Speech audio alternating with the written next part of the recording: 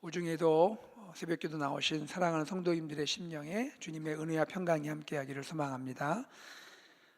오늘 본문 예레미야 34장 8절로 22절 말씀 가운데 하나님이 소중히 여기시는 두 가지, 하나님이 소중히 여기시는 두 가지라는 제목의 말씀을 나누겠습니다.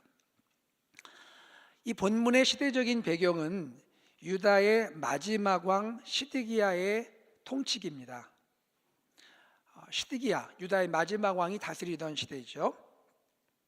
이 본문의 내용은 이렇게 생각할 수 있습니다. 왜 시드기야 왕 때 유다가 멸망했을까? 물론 그 앞의 왕들도 다 악하고 점점 국운이 쇠하고 바벨론 포로로 끌려갈 날이 임박하긴 했지만 왜 하필 시드기야 왕 때 나라가 망했을까 하는 그런 우리의 질문에 대한 이유를 소개한다고 생각합니다. 내용을 보면 이 내용은, 오늘 본문 내용은 앞에 있는 1절에서 7절과 연결된다고 생각할 수 있습니다. 1절, 7절에는 이런 내용이 나와요. 시드기야 왕, 지도자의 죄를 지적합니다. 시드기야 왕, 이 지도자는 어떤 죄를 범했나요? 하나님께 항복하지 않고 끝까지 인간적인 방법으로 버텼습니다. 무슨 말씀입니까? 하나님은 바벨론 군대에 항복하라고 하셨죠. 바벨론 군대는 하나님의 심판의 도구입니다. 인간적으로 이해가 안 되는 상황이지만 그러나 하나님이 심판하시는 상황이기 때문에 이스라엘 백성들은, 이스라엘 왕은 바벨론 군대에 항복을 해야 했습니다.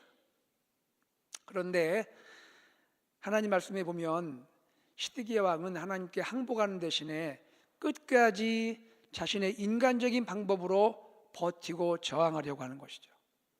난공불락의 성이라 여긴 예루살렘이 있었고 견고한 요새 라기스와 아세가를 의지해서 바벨론 군대에 대항을 하고 있습니다. 이것이 하나님 볼 때 죄악이라는 것이죠.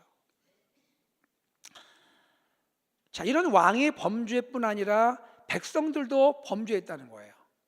어떤 죄를 졌느냐? 오늘 8절에서 22절에 보면 한마디로 그 당시 고관들 그리고 백성들이 지은 죄가 두 가지인데요, 그 죄에 대해서 8절이 소개합니다. 8절을 읽겠습니다. 시드기야 왕이 예루살렘에 있는 모든 백성과 한 가지로 하나님 앞에서 계약을 맺고 자유를 선포한 후에 여호와께로부터 말씀이 예레미야에게 임하니라. 여기에 두 가지 단어가 중요한데요, 하나는 계약이고 하나는 자유입니다. 계약, 자유. 첫 번째 죄는 무엇이냐면 이 계약과 관련됩니다.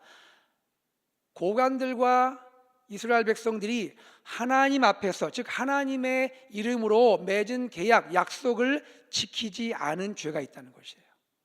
두 번째 죄는 무엇이냐면 자유와 관련해서 형제 사랑, 이웃 사랑을 저버린 죄를 범했다는 것입니다. 자, 이 내용들을 조금 더 자세히 살펴볼게요. 첫째 죄의 내용은 무엇이냐면 시드기야 왕이 예루살렘 모든 백성과 더불어 하나님 앞에서 계약을 맺었습니다. 그 계약 내용이 무엇이냐면 9절에 나오는데요, 히브리 노예를 해방시켜주고 동족 유다인을 종으로 삼지 않겠다라는 것입니다. 여러분, 이 종이 누구냐면 같은 히브리 사람들이에요. 같은 히브리 사람끼리 종이 되어 있어요.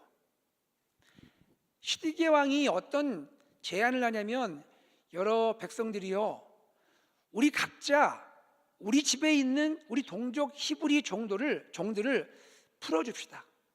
그리고 다시는 우리 같은 유대인을 우리 집의 종으로 삼지 맙시다. 이런 조치를 제안한 거예요. 학자들은 이 부분에 대해서 이런 생각을 합니다. 아니, 그 악한 왕이 어떻게 이런 바른 생각을 했을까? 아니, 누구보다 악한 시드기야 왕이 어떻게 이런 바른 생각을 할 수 있을까? 한 두 가지 의견이 있는데, 첫 번째는 워낙 나라가 지금 어려워지니까 더욱이 예레미야는 예레미야대로 계속 심판을 선언하니까 이런 방식으로라도 하나님께 호의를 구하려는 것이 아니었는가?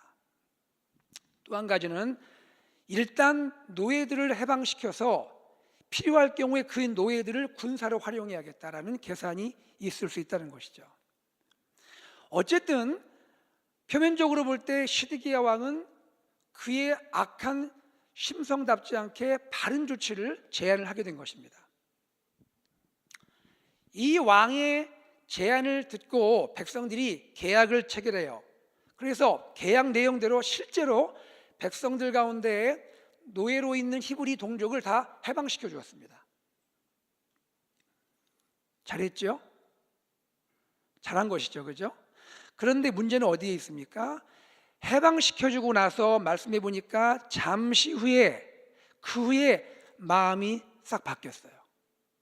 해방시켜주고 보니까 불편한 거예요.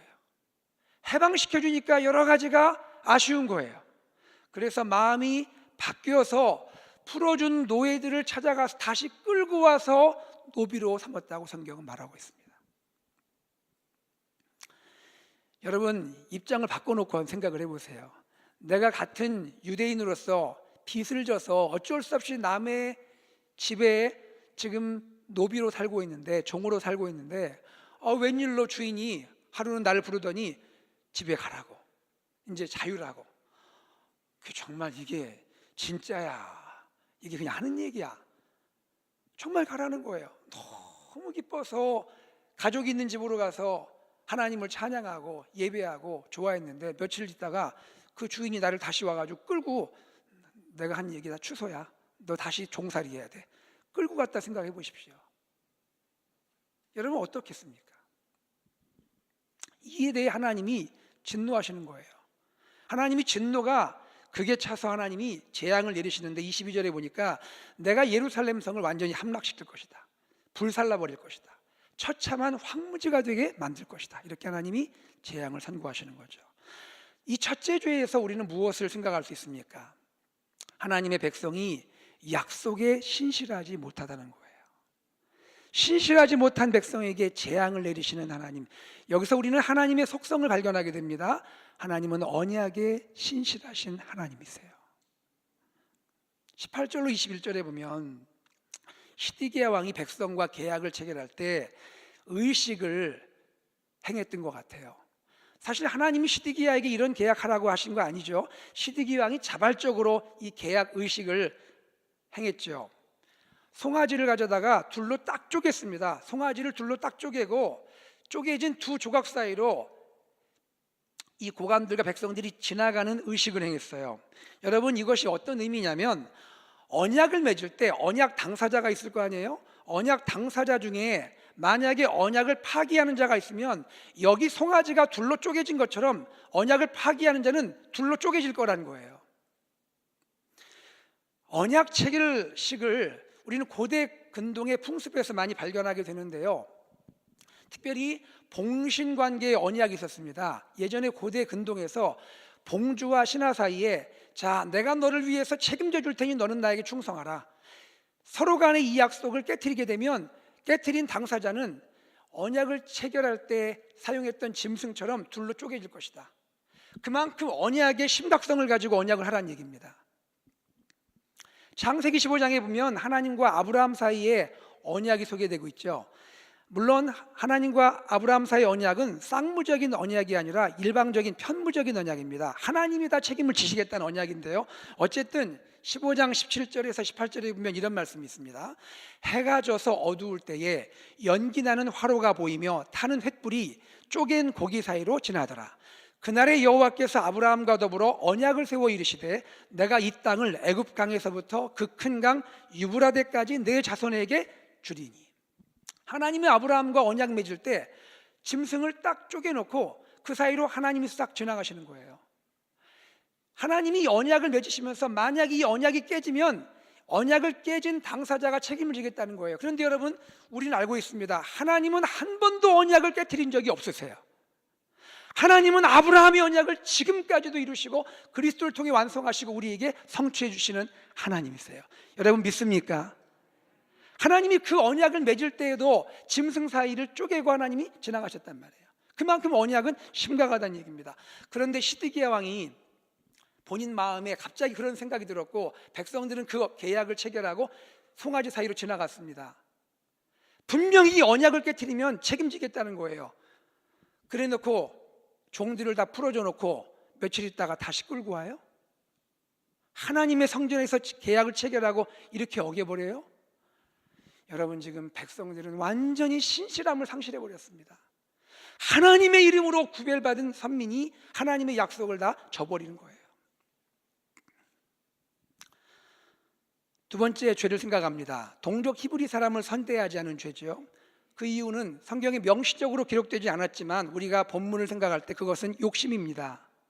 욕심이에요. 욕심이 있다 보니까 형제 사랑을 저버린 거예요. 하나님은 이들에 대해서 과거 출애굽 당시에 출애굽 선조들의 이야기를 기억나게 하십니다. 이런 말씀을 하세요. 자, 너희의 선조들이 애굽에서 나온 후에 모세를 통하여 계약을 체결했다. 그 계약 중에 이런 규례가 있었다. 너희 중에 만약에 빚을 져서 어쩔 수 없이 남의 집에 종살이하는 히브리 사람이 있다면 6년 동안은 열심히 섬기고 7년째는 안식년이 되어서 자기 집으로 돌아갈 것이니라 하는 하나님의 종의 노예 해방 규례를 맺어주셨어요. 그리고 그것을 지키라고 했습니다. 그런데 중요한 것은 무엇이냐면 그 언약을 맺을 때 하나님이 기억나게 하신 한 가지 문구가 있어요. 너희도 애굽 땅에서 종되었을 때 내가 너희를 구해주지 않았느냐? 너희가 애굽 땅에서 신음할 때 내가 너희를 구해주지 않았느냐?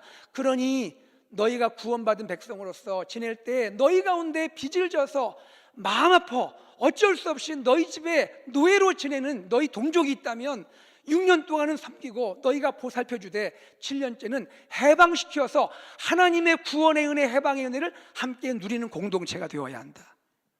할렐루야. 이것을 주님 말씀하셨죠. 그런데 그들은 하나님께 받은 이 출애굽의 은혜를 다 망각하고 자기들의 욕심대로 그 계약을 깨트리고 종을 놓아주지 않았습니다.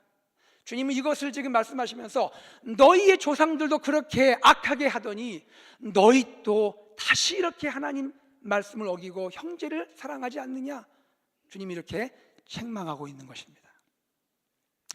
여러분, 오늘 이 말씀 우리에게도 적용됩니다. 우리는 누구입니까? 우리는 죄인입니다. 그러나 하나님의 아들 예수 그리스도의 그 거룩한 보혈, 십자가의 보혈로 말미암아 은혜로 우리는 해방되고 구원받은 하나님의 자녀들입니다.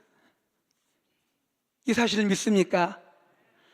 우리는 구원받고 해방된 자녀들입니다. 더 이상 죄의 종노릇 하지 않고 우리는 속박에서 벗어난 하나님의 자유인들입니다. 그렇다면 우리는 우리 형제를 어떻게 대해야 합니까? 우리 이웃을 어떻게 대해야 합니까? 나를 은혜로 선대하신 그 하나님의 은혜를 기억하며 우리 형제와 이웃을 사랑하며 용서하며 풀어주는 그런 삶을 살아야 할 줄로 믿습니다. 이것이 주님이 우리에게 말씀하시는 내용인 것이죠. 여기서 우리는 알 수 있는 하나님의 속성은 무엇입니까? 하나님은 사랑의 하나님이세요. 하나님 사랑의 하나님이세요. 종된 자기의 백성들을 볼 때 마음 아파하시는 분이세요. 그들을 풀어주기 원하세요. 그 풀어주는 것을 우리를 통해서 하기를 원하시는 분이십니다.